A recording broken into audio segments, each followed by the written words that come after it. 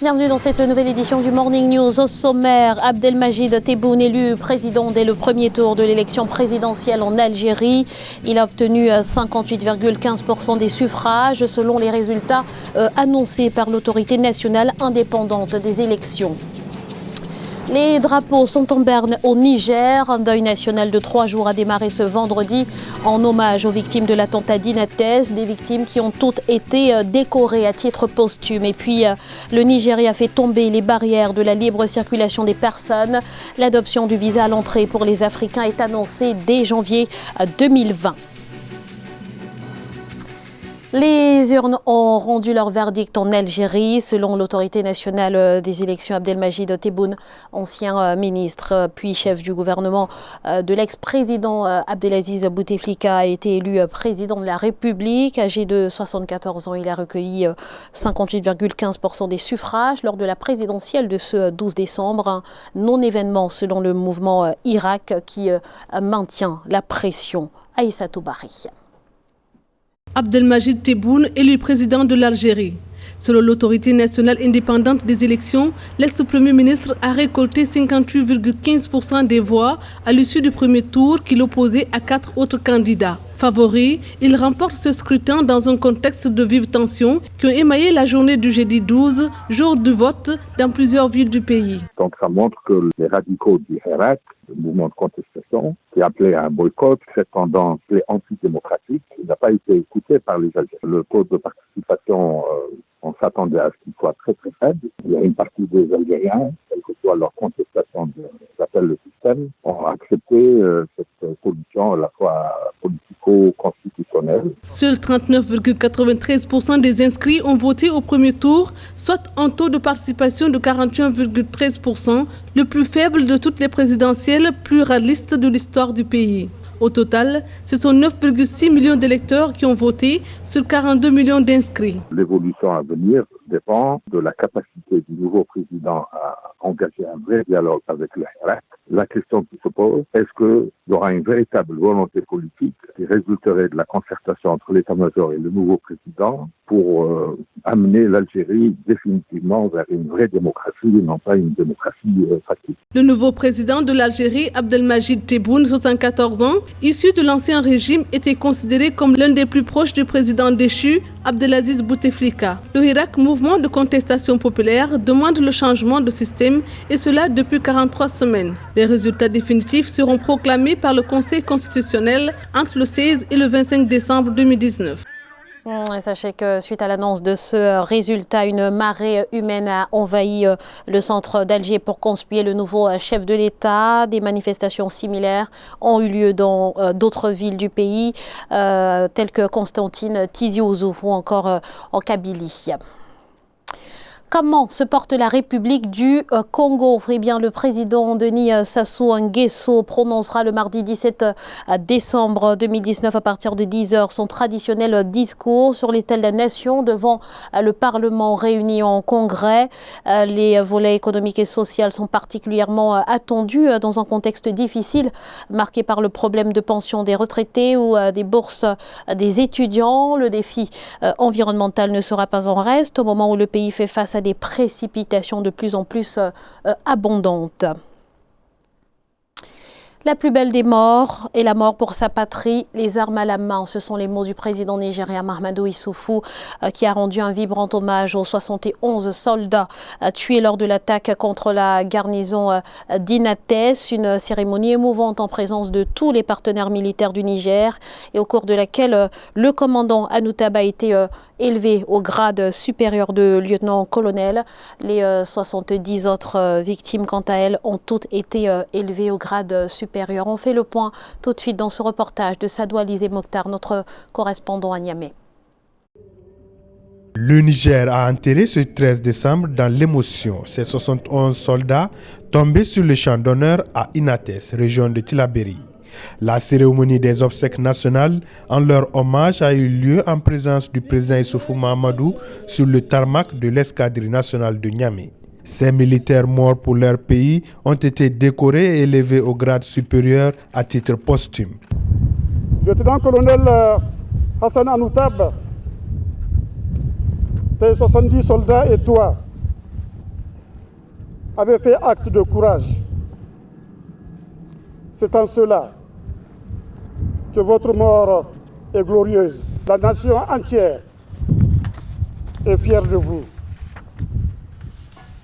Vous avez consenti le sacrifice de vos vies pour protéger le Niger. Revendiquée par le groupe État islamique, l'attaque d'Inates est la plus meurtrière subie par l'armée nigérienne depuis le début de l'offensive des djihadistes en 2015. Issoufou Mahamadou a promis plus de moyens aux forces de défense afin de vaincre le terrorisme. Votre sacrifice ne sera pas vain, car le gouvernement continuera le renforcement de leurs capacités sur tous les plans.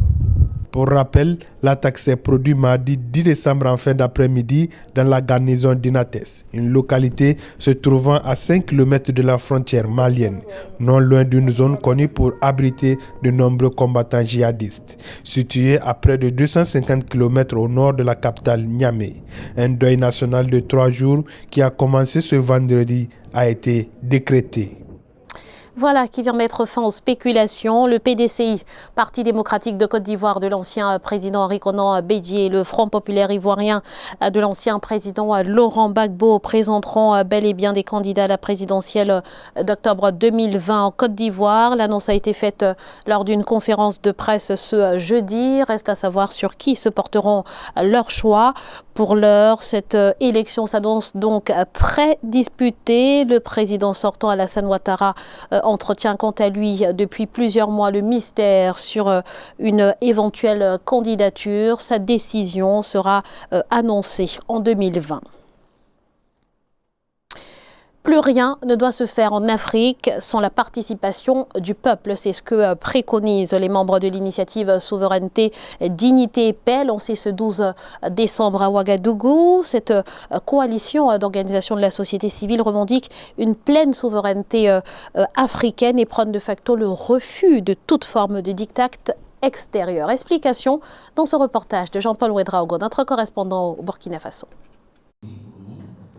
L'appel du 12 décembre se veut historique, car c'est dans cette même salle de l'université Joseph Kizerbo de Ouagadougou que le président français Emmanuel Macron s'était adressé à la jeunesse africaine le 27 novembre 2017. 2 ans plus tard, devant les mêmes étudiants, Initiative, Souveraineté, Dignité et Paix, du nom de cette coalition d'organisations de la société civile, appelle à une redéfinition des accords de coopération entre l'Afrique et la France, et ce à l'approche de la rencontre prévue à Pau en France début 2020 entre les présidents des pays du G5 Sahel et le président Macron. C'est dans ce sens que les différentes couches de nos populations africaines, indignées par les propos condescendants et paternalistes du président Emmanuel Macron, ont, dans un mouvement d'ensemble, décidé de lancer cette initiative d'expression citoyenne à la souveraineté, à la dignité et à la paix des peuples africains. Un élan de sursaut qui appelle à la mobilisation des acteurs de tous bords, à refuser toute forme de diktat extérieur et à revendiquer une pleine et entière souveraineté du continent. Dorénavant, il faudra compter avec les peuples, notamment dans les débats qui impactent leur vie quotidienne, dixit la coalition. Ça ne sert à rien que je vous explique tous les jours comment se passe le mécanisme. Non.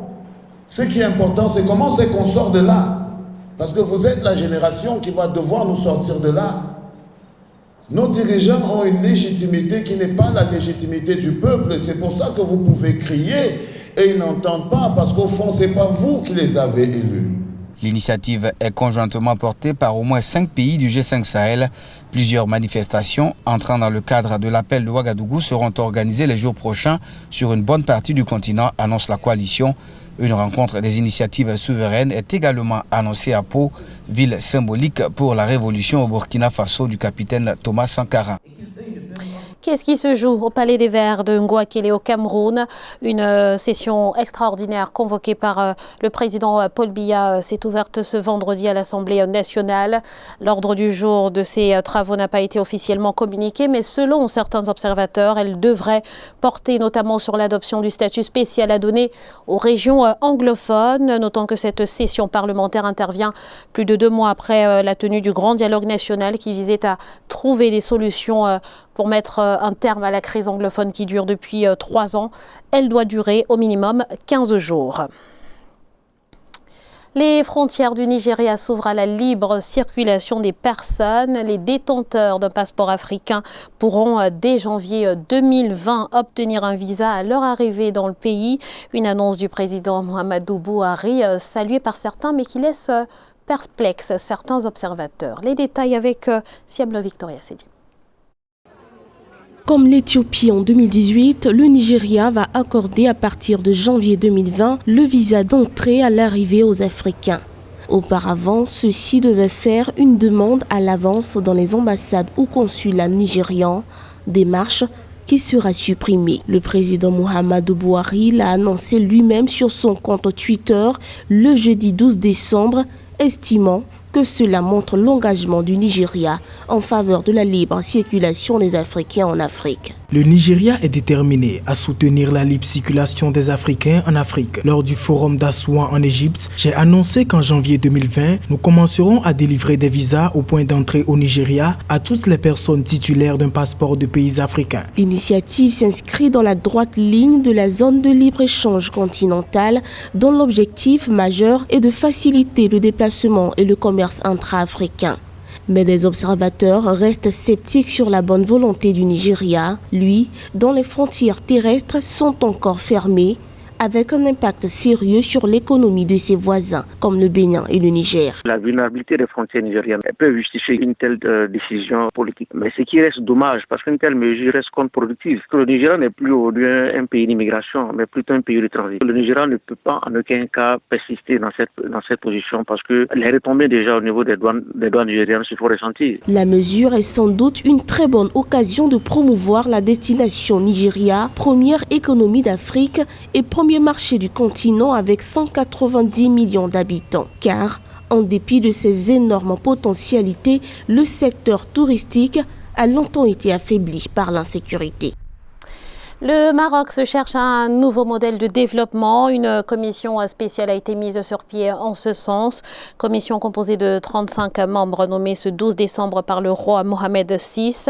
La plupart d'entre eux sont des spécialistes des questions liées au développement, à l'instar de l'enseignant et politologue Mohamed Tozi. Certains sont déjà membres d'institutions nationales, mais on retrouve toutefois quelques profils littéraires tels que l'islamologue Rachid Benzine. La seule surprise vient de la nomination de Karim Tazi, administrateur de société plutôt habitué aux sorties polémiques. L'équipe devra livrer son rapport fin juin 2020 au souverain chérifien.